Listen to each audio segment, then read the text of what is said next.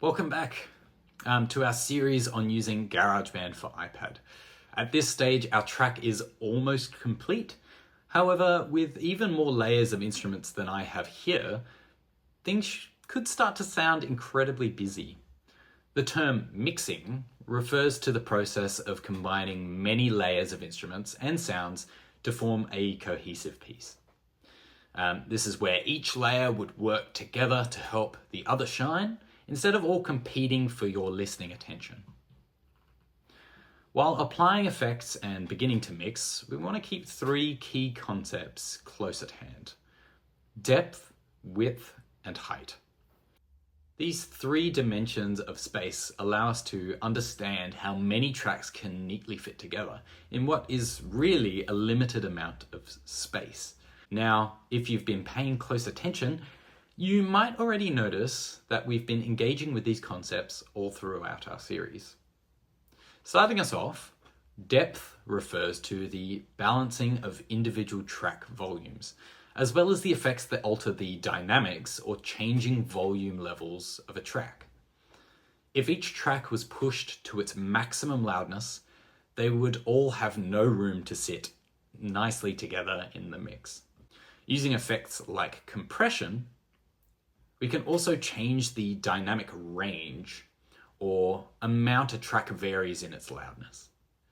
The use of automation, as outlined in step 3, allows us to change the volume of tracks dynamically as the song progresses. In all, balancing the loudness of each track is at the very core of the mixing process. Next up, width. Width refers to the placement of sounds between the left and right speakers in the stereo field. This was one of the very first effects we applied to our track in the last video. By panning our guitar tracks left and right, we were able to achieve a greater sense of space in our final mix. This also has the added effect of freeing up space in the center of the stereo field for other instruments and sounds. Another way we can introduce width into our track is through the use of stereo effects, such as reverb, which emulate the sound of the instrument being played in a physical space. We applied this effect to our MIDI piano to make it sound more realistic and present in a room. Some types of reverb can even introduce all three dimensions of space: depth, width, and height into a mix. Just be careful not to overuse this effect though, as excessively applying reverb to multiple tracks can result in a washed out or distant feeling mix. Think of reverb like soft focus on a camera. It can be incredibly useful for highlighting the subject of a scene or helping the background to blur a little bit better and blend in, but you wouldn't necessarily want your entire picture to be out of focus. And finally, height. Different levels of vertical space can be primarily achieved through the use of equalization effects, or EQ. In general, higher frequencies will feel, well, higher, and lower frequencies will add weight and feel lower. Yes, it's that simple. We're yet to add any EQ to any of our tracks, and we could do so by selecting the track you wish to affect, pressing the mixer icon, selecting plugins and EQ, then using the 3-band EQ to adjust the levels of bass, mid, and treble frequencies. However, it does feel like the track overall needs to be grounded a bit more. So, more bass?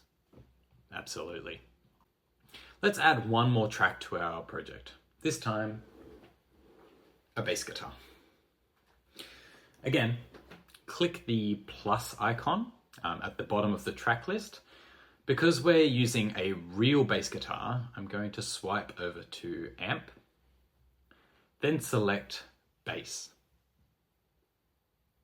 On my interface, I'm going to plug an instrument cable running from my bass into input 3. Then we'll select input 3 for the channel under input settings, and make sure the gain on the interface is set at an appropriate level. If we're monitoring the signal through headphones, we can adjust the tone to something about right before we hit record.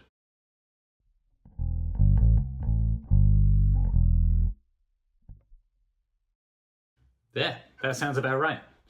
Now, we can also adjust the tone of the amplifier and effect pedals after we have recorded a take.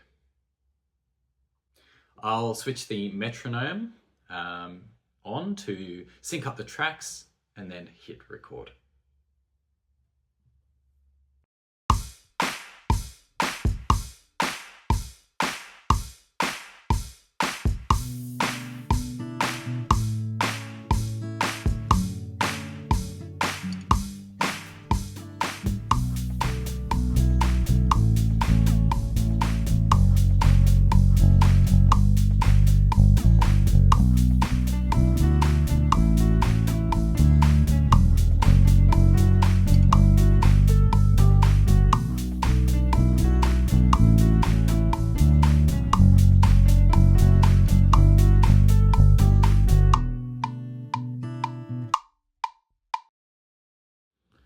Let's have a listen to the track now.